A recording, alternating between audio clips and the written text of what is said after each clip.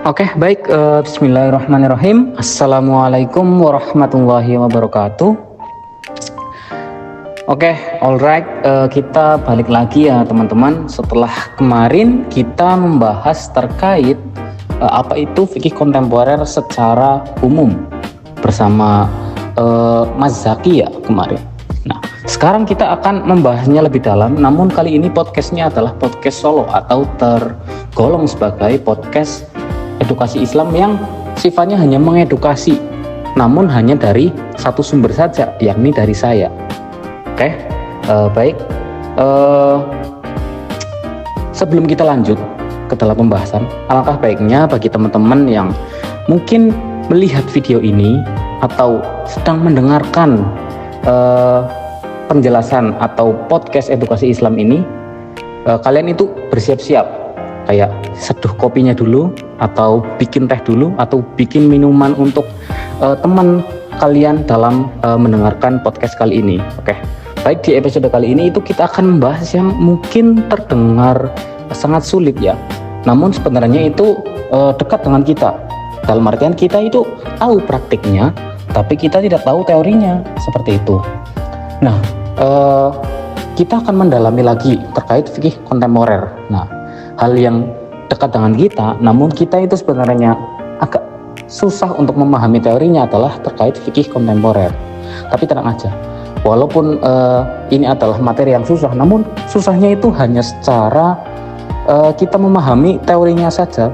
Kalau secara praktik, justru kita ini sudah sangat mahir ataupun sangat sering melakukannya gitu loh.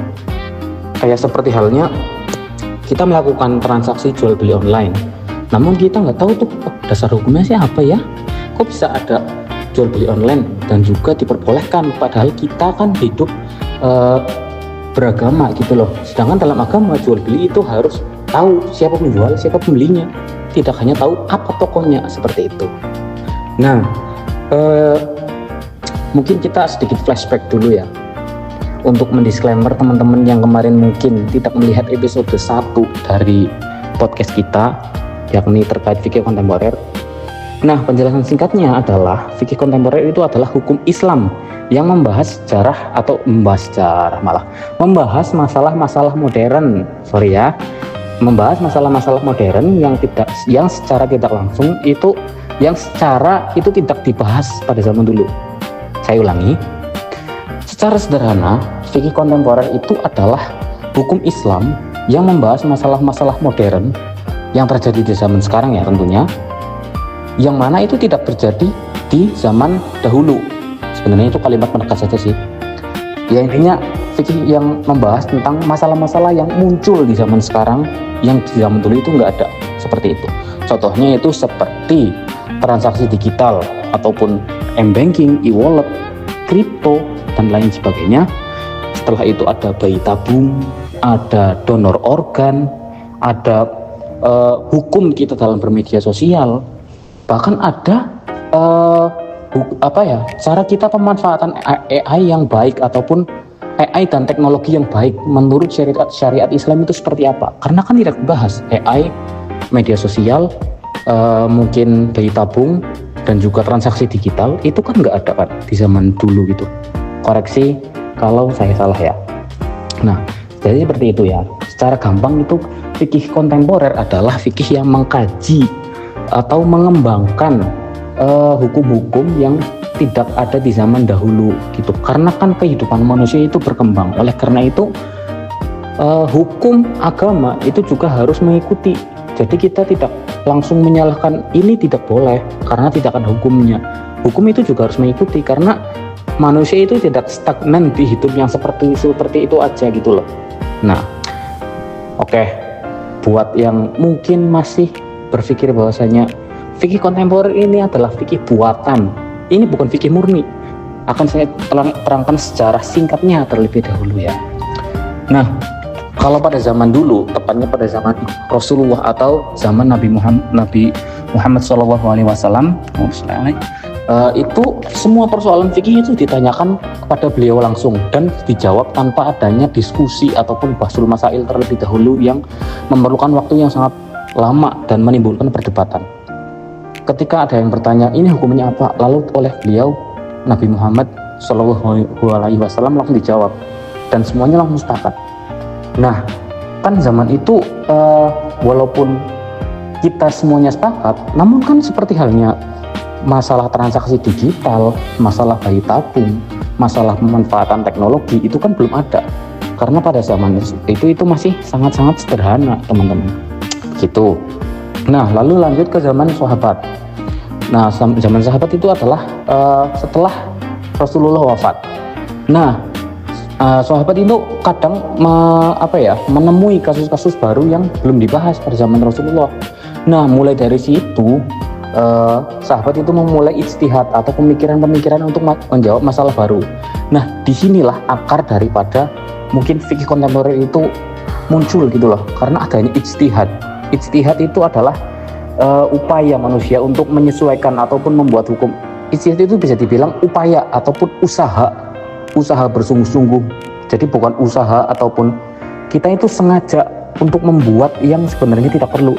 Ini perlu, namun kita buat menggunakan pemikiran yang mengikuti zaman seperti itu.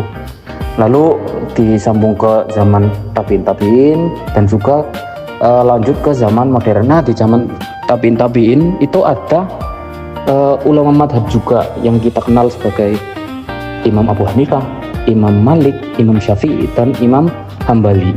Nah, keempat imam itu adalah imam yang kita ikuti sekarang gitu loh, karena di zaman itu sudah banyak sekali ijtihadnya gitu.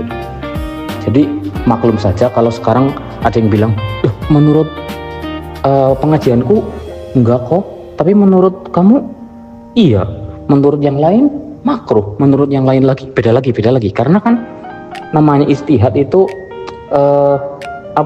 ijtihad itu kan dari suatu orang yang menyampaikan sebuah pendapat namun memiliki dasar yang kuat seperti itu. Jadi ketika kita mau menyalahkan juga tidak bisa, mau membenarkan juga kita mungkin punya pendapat lain gitu loh. Paham nggak teman-teman? Jadi intinya pada zaman Nabi itu masih mutlak dipegang oleh Nabi gitu, atau oleh Rasulullah keputusannya. Nah, mulai dari zaman sahabat, kemudian tabiin, lalu ke kita di zaman kontemporer itu sudah mengalami atau kenal yang namanya ijtihad gitu, atau pemikiran untuk menjawab permasalahan yang baru gitu, teman-teman. Nah, untuk contohnya sendiri, tadi kan ada transaksi online, ada mungkin media sosial, ada teknologi medis. Nah, mungkin teman-teman agak sedikit belum paham karena itu masih sangat-sangat umum ya. Kita akan jelaskan ataupun kita perinci lagi. Contoh dari transaksi online itu ketika kita beli barang di Shopee atau di Tokopedia dan lain sebagainya gitu. Terus juga contoh media sosial itu